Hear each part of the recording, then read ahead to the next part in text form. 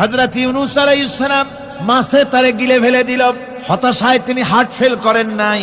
মাছের পেটের মধ্যে যদি কেউ চলে যায়, বেরিয়ে যাওয়ার জন্য কোনো ব্যাকডোর আছে নাকি? কোন পালাবার কোন রাস্তা আছে? মাছের পেটের জানালা দরজা আছে? কিছুই না। তিনি হতাশ হলেন না। মাছের পেটের ভেতরে বসে হযরত ইউনূস আলাইহিস সালাম বুক ভরা আশা নিয়ে আল্লাহর দরবারে তিনি ঘোষণা করলেন, লা ইলাহা ইল্লা আনতা সুবহানাকা ইন্নী কুনতু মিনাজ জালিমিন। পড়েন না সবাই, লা ইলাহা ইল্লা আনতা সুবহানাকা ইন্নী কুনতু মিনাজ জালিমিন। হযরত ইউনূস আলাইহিস সালাম বললেন, আল্লাহ তুমি ছাড়া কোনো ইলাহ নাই, তোমার পবিত্রতা ঘোষণা করছি, আমি জালিমদের অন্তর্ভুক্ত হয়ে গেছি।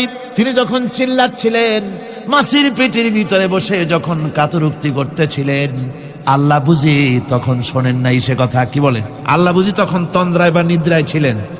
না, আল্লাহ পাক কি ঘুমান? তন্দ্রায় যান?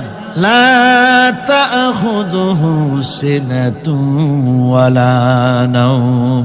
আল্লাহ রাব্বুল আলামিন বলেন, কোন তন্দ্রা বা নিদ্রা আল্লাহ রাব্বুল আলামিনকে স্পর্শ করে না। হযরত ইউনূস আলাইহিস সালাম যখন মাছের পেটের ভিতরে বসে চিৎকার মারলেন, আল্লাহ পাক বলেন, ইউনূস রে, তোমার ওই ডাক কেউ শোনে নাই, দুনিয়ার কোন রাজা বাদশাহ শোনে নাই, দুনিয়ার কোন বন্ধু বান্ধব তোমারও শোনে নাই, কিন্তু আমি তোমার আরশের মালিক, আমি রব্বুল আলামিন শুনেছি। শুধু শুনি নাই, সঙ্গে সঙ্গে জবাব দিয়ে দিয়েছি। ফাস্তাজাবনা লাহু ওয়া নাজ্জাইনাহু মিনাল গাম্মি। পড়েন, ফাস্তাজাবনা লাহু ওয়া নাজ্জাইনাহু মিনাল গাম্মি ওয়া কাযালিকা নুজিল মুমিনিন। আল্লাহ পাক বলেন, আমি জবাব দিলাম। মাছের পেটের ভিতরে বেদনা শুরু হয়ে গেল। মাছ আর তলদেশে শুয়ে থাকতে পারলো না, সাঁতরাতে পারলো না, মাছ ভেসে উঠল উপরে। পেটের যন্ত্রণায় মাছ কিনারায় চলে এসে বমি করে দিতে পারলে যেন বাঁচি, এই অবস্থা মাছের হলো। কিনারায় চলে এলো, বমি করে ইউনূস আলাইহিস সালামকে ফেলে দিল। মাছও বাঁচলো, ইউনূস আলাইহিস সালামও বাঁচলো। আল্লাহ রাব্বুল আলামিন বলেন, মুমিনারা শোনো, শুধু ইউনূসকে নয়, ওয়া কাযালিকা নুজিল মুমিনিন। এইভাবে করে মুমিন বান্দারা যদি আমাকে ডাকে, আমার কাছে যদি হাত ফাইলায়, আমি আল্লাহ রাব্বুল আলামিন মুমিনদের এভাবে মুক্ত করে দেই। আমার বন্ধুগণ, কোরআনে কারীমে রব্বুল আলামিন বলেন, ফাআনজালাল্লাহু সাকিনাতাহু আলাইহি ওয়া আইয়াদাহু বিজুনুদিন লাম তারাওহা। আল্লাহ পাক তার মনের মধ্যে গভীর প্রশান্তি এবং স্বস্তি দান করলেন, আর এমন সৈন্য দিয়ে সাহায্য করলেন যে সৈন্যদেরকে তোমরা দেখতে পাও না। এভাবে করে রব্বুল আলামিন মুমিনদের বিপদে আপদে মুসিবতে সব সময় আল্লাহ পাক মুসলমানদেরকে সাহায্য করেছেন। জোরে বলেন সুবহানাল্লাহ। মুমিনদের সাহায্যকারী আল্লাহ। তাই ইসলামী আন্দোলনের সাথে যারা আছে, যারা কর্মী, যারা নেতা, যারা মুমিন, যারা ঈমানদার, মেঘের মতো প্রচন্ড কালো মেঘ হয়ে চতুর্দিক থেকে অন্ধকারের মতো এসেছে বিপদ, কোন বিপদ না।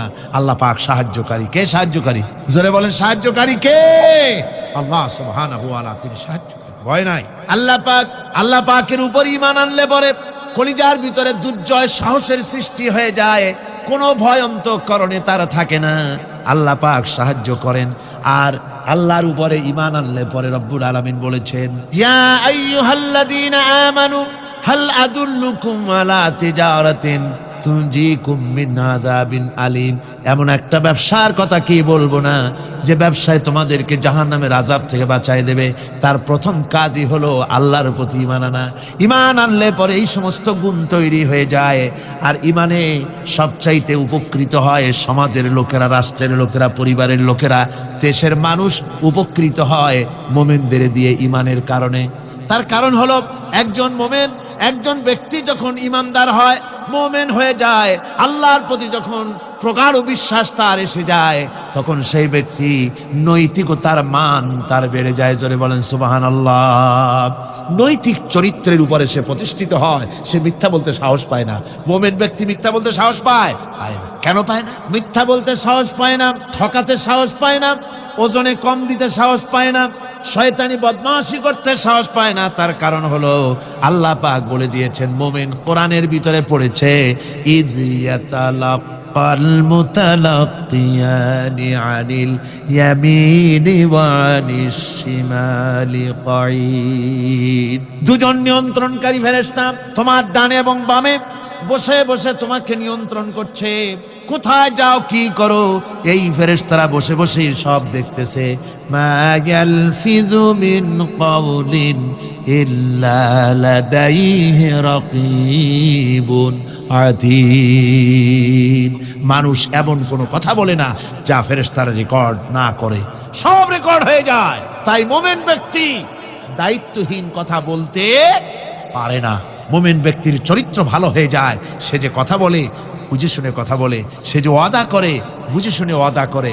যেহেতু সবকিছুর জবাব কিয়ামতে দিতে হবে। কোথায় দিতে হবে? কোথায় দিতে হবে?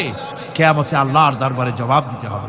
মহান আল্লাহ রাব্বুল আলামিন বলেছেন, ওয়ালাকাদ খালাকনাল ইনসানা ওয়া না'লামু মা তুওয়াসবিসু বিহি নাফসু। মানুষ সৃষ্টি করেছি আমি, তার অন্তঃকরণের ভিতরে ওয়াসওয়াসা কি হয় আমি জানি। এই জন্য মুমিনেরা মনের ভিতরে কোনো খারাপ কল্পনাও করতে পারে না।